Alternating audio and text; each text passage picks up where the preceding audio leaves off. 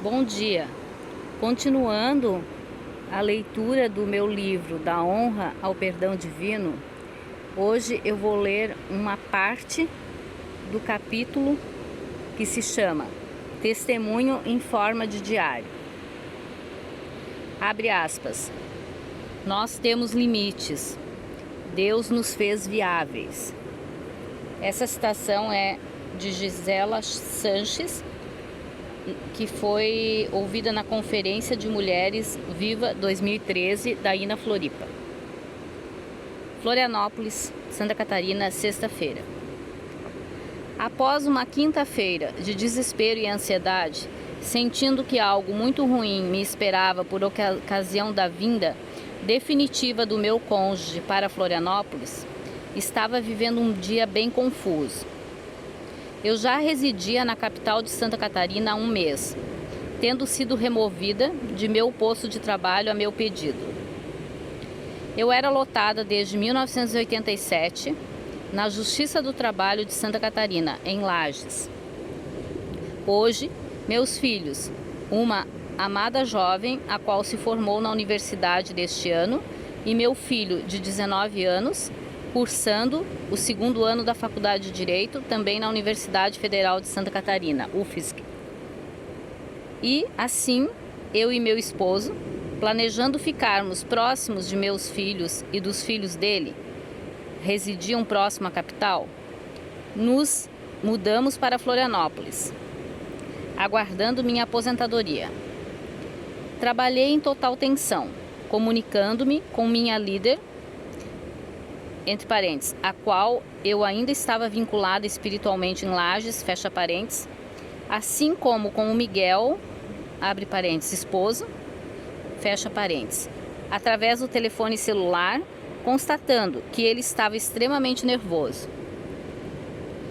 Eu discutia com a Ju, entre parênteses, minha líder, a respeito do que meu marido iria abrir para mim naquela noite. Que era grave, isso já havia ficado claro. Para mim, na verdade, tal fato já se desenhava, desde a noite que antecedeu o retorno de meu esposo a Lages, ocasião em que estávamos todos reunidos no apartamento alugado que tínhamos para os filhos na capital. A situação atual era a seguinte: o Miguel estava de férias da Prefeitura de Lages e a próxima semana seria a última longe de nós.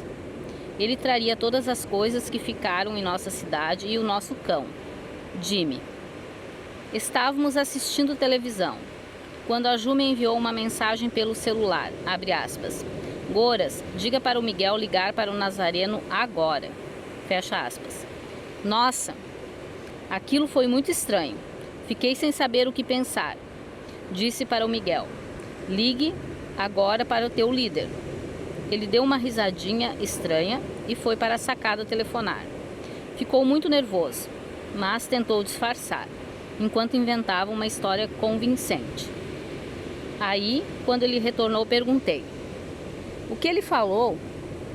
Respondeu, abre aspas, não sei direito. Ele disse que o pastor quer falar comigo com urgência, antes de eu vir morar aqui definitivamente. Parece que ele acha que eu ia sair sem me despedir direito. Ele disse que temos que acertar detalhes da mudança de liderança, coisas desse tipo. Não sei bem, fecha aspas. Não tocamos mais no assunto e, naquele clima, ele viajou. Nossa vida estava no seguinte nível, resumindo. Há 8 anos, nós nos conhecemos, depois de virmos de divórcios terrivelmente desgastantes. Desde então, depois da conversão, pela graça de Deus, seguimos crendo em Jesus, recebendo sua cura e libertação em doses homeopáticas.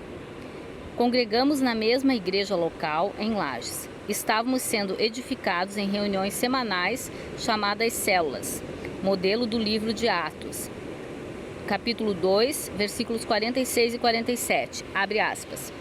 Diariamente continuavam a reunir-se no pátio do templo, partiam pão em suas casas e juntos participavam das refeições, com alegria e sinceridade de coração, louvando a Deus por tudo e sendo estimados por todo o povo. Inclusive, lembro-me bem de como fora forte a minha conversão, dentro de uma dessas reuniões, quando me separei do pai de meus filhos, totalmente contaminada pelo pecado e morta para Deus. Fui a uma única reunião e entreguei a minha vida para Jesus. Viajei na semana seguinte para Blumenau com um jovem amante, abandonando minha filha e sendo usada por Satanás para causar destruição na vida de toda a minha família. Não tinha nem ideia do que acontecia, nem pelo bem, entre parênteses, entregar a vida para Jesus, fecha parênteses, nem pelo mal que me consumia. Porém, meu nome estava sendo escrito no céu naquele dia. E o primeiro pecado manifesto, de que já não me sentia mais escrava para o resto de minha vida, era o adultério. Eu não entendia a seriedade do que vivi naquele único dia, uma simples oração, e jamais teria desejo por outro homem, que não fosse meu esposo, pois o sangue de Jesus havia me lavado completamente daquele pecado. Conheci Miguel poucos meses depois. Assim, fomos progredindo na nossa nova vida. Estávamos acertando o nosso passado, batizamo-nos, perdoamo-nos e pedimos perdão para todas as pessoas. Anos mais tarde, passamos de uma união estável para o casamento. Há quase 2 anos eu era líder de célula. Nossa casa já havia sido ungida para ser canal de salvar, curar e principalmente amar vidas. Todas as semanas eu, maravilhada com o poder do Espírito Santo, com o auxílio da minha amada e melhor amiga Neuza, grande auxiliadora, ministrava às mulheres da vizinhança. Até o nome da célula veio direto do Espírito Santo, entre parênteses, célula Ágape, fecha parênteses. Em um dia de ministração dominical, a palavra foi baseada em 1 Coríntios capítulo 13, sobre o amor ágape. Senti que era aquele o nome, mas tinha que haver uma testificação. Então prossegui orando. Na mesma semana recebi a mesma palavra e mais uma vez orei cerca de umas 3 semanas, quando num culto semanal de edificação a palavra se repetiu. Confirmado estava. Enfim, nossa vida espiritual estava fluindo muito bem. Eu, como líder de célula, o Miguel estava também auxiliando a um facilitador. Estávamos no Ministério de Recepção da Igreja e Ministério de Fotografia. E eu ainda no Ministério de Intercessão. Trabalhávamos há mais de 2 anos nos encontros com Deus, na função de apoio aos preletores. Quando me despedi e vim para Floripa, foi bem difícil para mim, em virtude de estar inserida em diversos ministérios, principalmente por saber que na igreja local, em que seríamos inseridos agora, começaríamos do primeiro nível, apesar de saber que seria muito amada.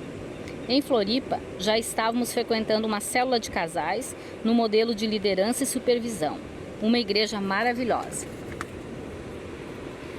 Voltando àquela sexta-feira, tudo indicava que enfrentaria algo que vinha para tentar matar todas as minhas esperanças e provar minha fé, a ponto de me fazer dizer sim para continuar a viver, quando o não era uma opção.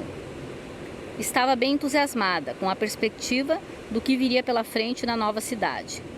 Cria que logo estaríamos em um apartamento novo, lindo e especial, o qual Deus iria nos dar para esta nova etapa.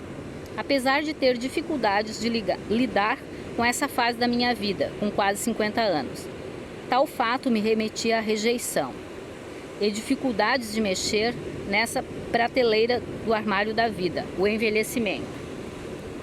Abro parênteses aqui para declarar que, caso eu já fosse uma mulher curada nesta área de minha vida, poderia ter a mesma certeza que Helena Tanuri tem, abre aspas, nenhum problema em envelhecer suavemente, cuidando da pele, dos cabelos, da saúde. Mas negar o envelhecimento, rejeitar as transformações que os anos trazem, mentir a idade tentando congelar um período da vida, são um grande atraso no processo do autoconhecimento e das descobertas maravilhosas ocultas na melhor idade. Uma delas é poder olhar para trás e ver as pessoas que passaram por nossa vida, a família que construímos, a amizade que sobreviveram ao tempo, os pés de galinha gerados por muitas gargalhadas, a calma de quem aprendeu a apreciar os dias em vez de atropelá-los.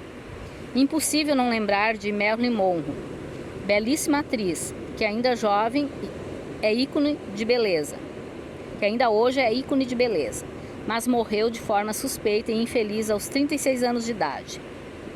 Se estamos vivos e saudáveis, temos muito que agradecer e motivos para nos alegrar. Cada marca que carregamos tem uma história, a história que nos construiu. Como ouvi de Mário Sérgio Cortella, coisas ficam velhas, pessoas vão se fazendo. Mas aqueles que esperam no Senhor renovam suas forças, voam alto como águias, correm e não ficam exaustos, andam e não se cansam. Isaías 40, 31. Bíblia NVI. Decidi que perguntaria a Ju o que poderia esperar da conversa séria com meu marido quando ele chegasse à noite, a respeito da questão entre ele e o pastor da igreja. Senti algo muito desconfortável em nossa conversa. Ela estava muito evasiva nas respostas. Comecei a pressioná-la e ela foi abrindo um pouco mais. Abre aspas. Boras, amada, teu marido tem algo para te contar. Ele já esteve falando com as autoridades da igreja e, no devido tempo, irá te falar. Fecha aspas. Conversa coloquial. Pronto. Foi o suficiente. Eu conheci a minha líder e amiga suficiente para saber que era algo bem mais grave do que mencionara, de forma tão esparsa. Por conseguinte, as manifestações psicossomáticas se instalaram: taquicardia, sudorese, tremores, pressão alta, entre outros. Sabia que havia mais e que era grave. Comecei a conversar com minha amiga Neuza por telefone celular. Na verdade, não era bem uma conversa, eu estava desesperada. Ela me acalmava, lembrando-me de todos os versículos que me eram favoráveis e que o Miguel era um homem de Deus, bem discipulado e ministrado. Jamais iria fazer algo que colocasse nosso futuro em risco após 8 anos de casamento e vida cristã. Então, hoje nós ficamos por aqui porque é um capítulo longo e vai ser dividido em algumas partes. Até amanhã!